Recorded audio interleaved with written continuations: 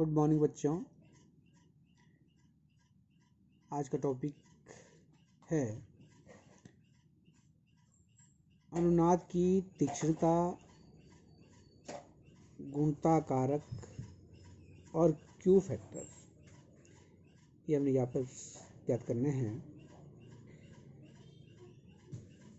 तो सर्वप्रथम अनुनाद की तीक्ष्णता के बारे में यहाँ पर पढ़ेंगे। तो इसके लिए हम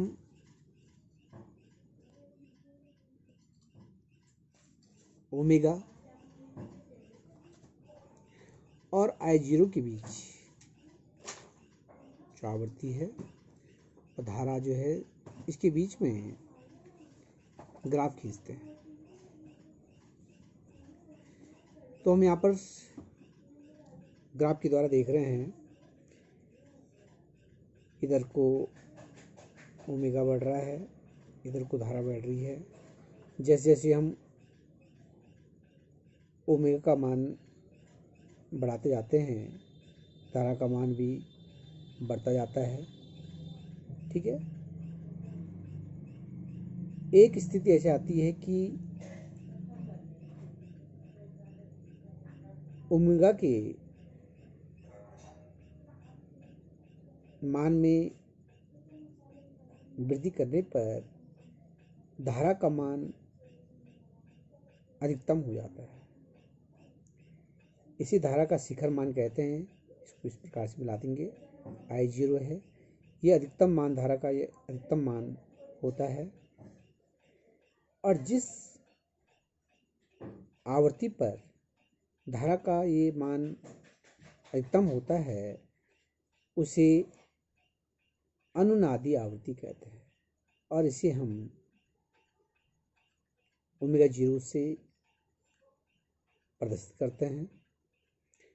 इसके बाद यदि ओमेगा मान और आगे बढ़ा है तो धारा का मान फिर कम होने लगता है। फिर धारा का मान क्या होगा?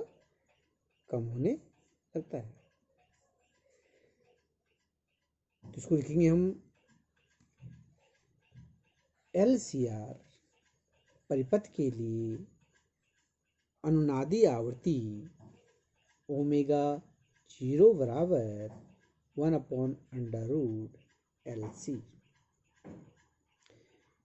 ये हम LCR परिपथ में पढ़ चुके हैं कि LCR परिपथ के लिए जो अनुनादी आवृत्ति होती है उसका मान कितना होता है? ओमेगा 0 बराबर 1/√LC, जहाँ L स्वप्रेरकत्व है, C धारिता है। हमने यहाँ पर जैसे ग्राफ में देखा, ओमेगा और I0 के बीच में हमने ग्राफ खींचा है। तो उसको हम लिखेंगे यहाँ पर, यदि ओमेगा तथा I0 के बीच ग्राफ खींचें तो हम देखते हैं कि जैसे जैसे ओमेगा का मान बढ़ाते जाते हैं वैसे वैसे धारा का मान अधिकतम होता है। और ओमेगा के मान में और अधिक वृद्धि या परिवर्तन करने पर धारा का मान कम होने लगता है। ग्राफ में हमने देखा ये ओमेगा है, ओमेगा मान जैसे हम बढ़ाते जा रहे हैं धारा का मान बढ़ता जाता है और एक निश्चित ओमेगा पर, ओमेगा के एक निश्चित मान पर धारा का मान अधिकतम हो जाता है। जिस पर धारा का मान, जिस आवृत्ति पर धारा का मान अधिकतम हो जाता है, आप देख रहे हैं यहाँ पर, जिस ओमेगा पर यानी कि जिस आवृत्ति पर धारा का मान क्या हो गया है? अधिकतम हो गया है, उसे अनुनादी आवृत्ति कहते हैं। और इसे ओमेगा 0 से प्रदर्शित करते हैं। ठीक है। क्या कहलाती है? अनुनादी आवृत्ति कहलाती है। धारा के उच्चतम मान जिस आवृत्ति पर हमको प्राप्त होता है वो क्या आवृत्ति कहलाएगी? आपकी अनुनादी आवृत्ति कहलाती है। धारा के उच्चतम मान को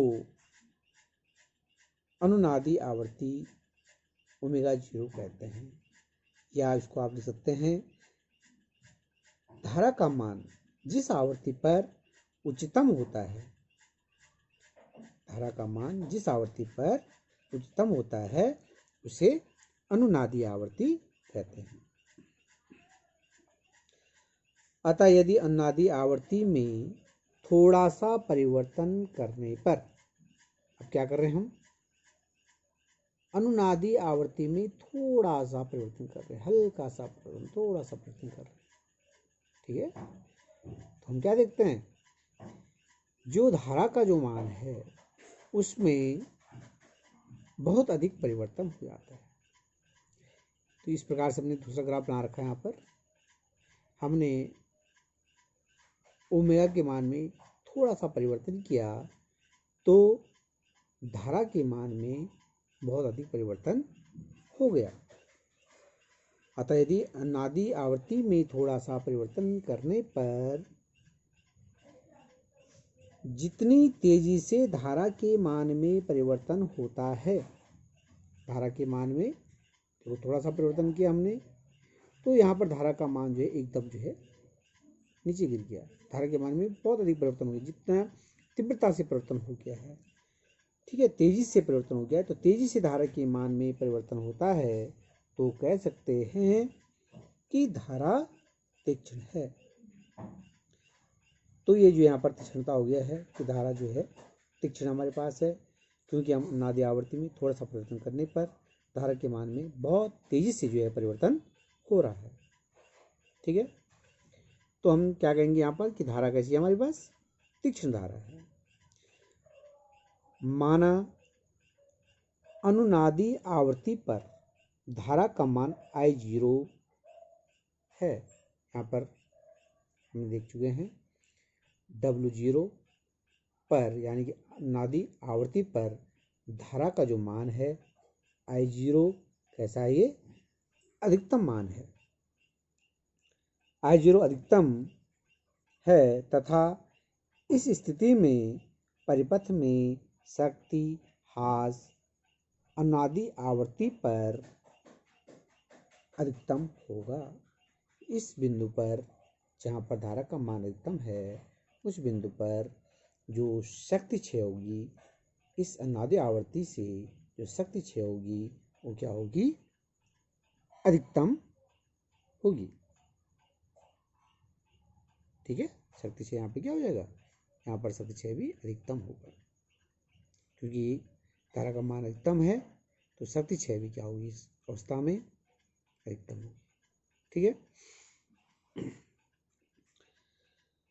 वह आवर्ती जिस पर परिपथ में वैद्युत शक्ति क्षय जो ह्रास हो रहा है घटकर अधिकतम मान का आधा हो जाए, ठीक है ना। कोई आपके पास परिपथ है, उसमें वह आवर्ती जिस पर परिपथ में वैद्युत शक्ति क्षय, वह आवर्ती जिस पर परिपथ में वैद्युत शक्ति क्षय घटकर अधिकतम मान का आधा हो जाए, इस प्रकार से यहाँ पे अधिकतम क्षय हो रहा है, इसे घटकर जो है आधा हो जाए, तो वह आवर्ती जो होती है, ठीक है, इसे हम अर्ध शक्ति आवर्ती कहते हैं। तो अर्ध शक्ति आवर्ती क्या होती है, वह आवर्ती जिस पर परिपथ में वैद्युत शक्ति क्षय या वैद्युत शक्ति ह्रास घटकर जो पहले वाले मान का आधा हो जाए, इसे अर्ध शक्ति आवर्ती कहते हैं। इस प्रकार दूसरे ग्राफ में हम देख रहे हैं बिंदु A और बिंदु B से हम क्या करते हैं, जो एक्स अक्ष है इस पर लंब डालते हैं, लंब डाला हमने, एक्स अक्ष पर W1 पर मिलता है, B पर W2 पर मिलता है। इन दो W1 और W2 के बीच की जो दूरी होती है उसे आवर्ती प्रास कहते हैं। W1 और W2 के बीच की जो दूरी है या जो बीच का प्रास है उसे हम आवर्ती प्रास या बैंड विड्थ कहते हैं। तो यहाँ पे इसको लिखेंगे हम, यदि ए व बी बिंदु से एक्स अक्ष पर लंब डालते हैं जो एक्स अक्ष पर ओमेगा 1 और ओमेगा 2 पर मिलते हैं, ओमेगा 1 व ओमेगा 2 के बीच की दूरी को अनुनादी आवर्ती प्रास या इसको बैंड विड्थ कहते हैं। ठीक है, तो इतना आप ध्यान से पढ़िए, याद कीजिए, समझिए इसको। और इसके बाद हम अगला टॉपिक लेंगे, परिपथ का गुणता कारक। जो गुण होता है इसको हम लेंगे कि गुणता कारक क्या होता है। ठीक, ओके।